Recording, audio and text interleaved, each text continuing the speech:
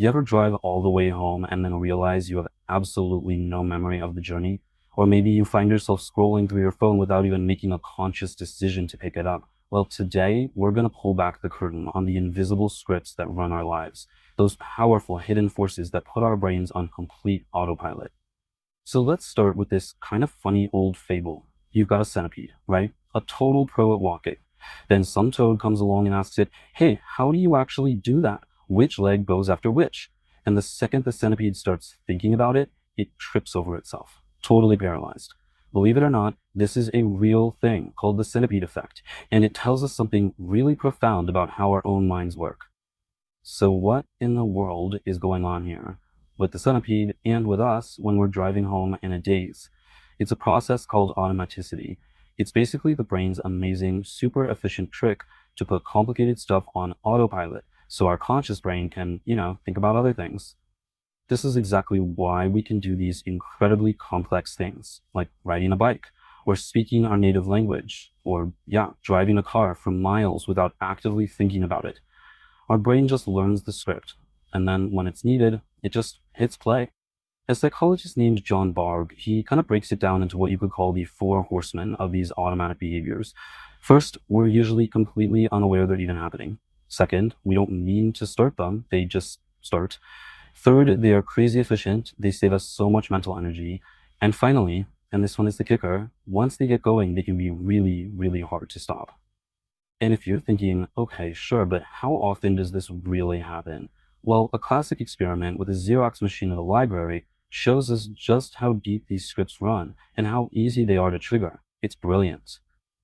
Okay, so picture this. Scenario one. Someone walks up to a line for the copier and says, excuse me, I have 5 pages. May I use the Xerox machine? No reason given, just a simple request. And only about 60% of people said yes. Fair enough. All right, next up, they try it again, but this time with a real reason. Excuse me, I have 5 pages. May I use the Xerox machine because I'm in a rush? Bam! Compliance shoots up to 94%. Makes sense, right? The person gave a legitimate reason. But here is where it gets absolutely wild. For the final test, they used a completely nonsensical reason. Get this. May I use the Xerox machine because I have to make some copies? I mean, obviously, that's what the machine is for. Logically, this should have the same result as giving no reason. But nope, compliance was still at 93%. The takeaway is mind-blowing. It wasn't the reason that mattered. It was just the trigger word, because, that activated our brain's, oh, I should be helpful, autopilot script. So if our brain is running on all these automatic scripts, what's the code? What's the programming language they're written in? Well, it turns out there's a predictable engine chugging away behind all of this, and it's called the habit loop. It all boils down to this incredibly simple but crazy powerful 3-step process, which author Charles Duhigg famously called the habit loop. First, you've got the cue. That's the trigger, the thing that tells your brain to fire up the automatic program. Second is the routine. That's the behavior itself. And third, you have the reward, which is the little prize at the end that tells your brain, hey, that was good. Let's remember this loop for next time. But wait, here is the absolute game changer, the part that explains why habits are so darn sticky. The brain chemical that really cements this loop, the one that makes it so hard to break, it's not actually released when you get the reward. It's released in anticipation of the reward. We're talking about dopamine. And a lot of people think dopamine is the pleasure chemical. It's not. It's the craving chemical. It's the I want it feeling. It's that expectation of the reward that drives the loop and makes it so incredibly powerful. Okay, so we all think that breaking a bad habit is just about having enough willpower, right? Just grit your teeth and push through. But science tells a much more interesting story. What actually happens when that willpower tank runs dry? Researchers have a fancy term for this, ego depletion. But really, just think of your self-control as a muscle. Every time you use it during the day, resisting that donut, forcing yourself to focus on a boring task, dealing with a stressful meeting, that muscle gets more and more tired. It gets fatigued.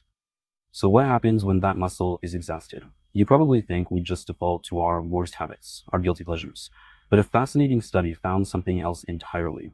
When our willpower is low, our brain just defaults to our strongest habits. And this is the key part, both good and bad. They call it the habit boost effect. So if you have a really strong habit of hitting the gym after work, you're actually more likely to go when you're tired. But if you have a strong habit of grabbing junk food, you're also more likely to do that. Your brain isn't picking good or bad, it's just taking the path of least resistance, the most well-worn road. Okay, so knowing all this about our brain's automatic system could feel a little discouraging, but here's the good news. It also gives us a toolkit for change. We can actually use this system to our advantage to build better habits and finally break the bad ones. The trick is not to fight the habit loop. You've got to hack it. You keep the same cue and you keep the same reward, but you consciously swap out the routine in the middle. Figure out what craving that reward is really satisfying and then find a better routine to get you there. And for building new habits, there's a genius little trick called habit stacking. You just piggyback a new habit onto an old one. So the old habit becomes the automatic cue for the new one. And as Charles Duhigg himself says, habits are not destiny. The moment you understand how they work, you get the freedom and, yeah, the responsibility to start rewriting them yourself. So I'll leave you with this to think about.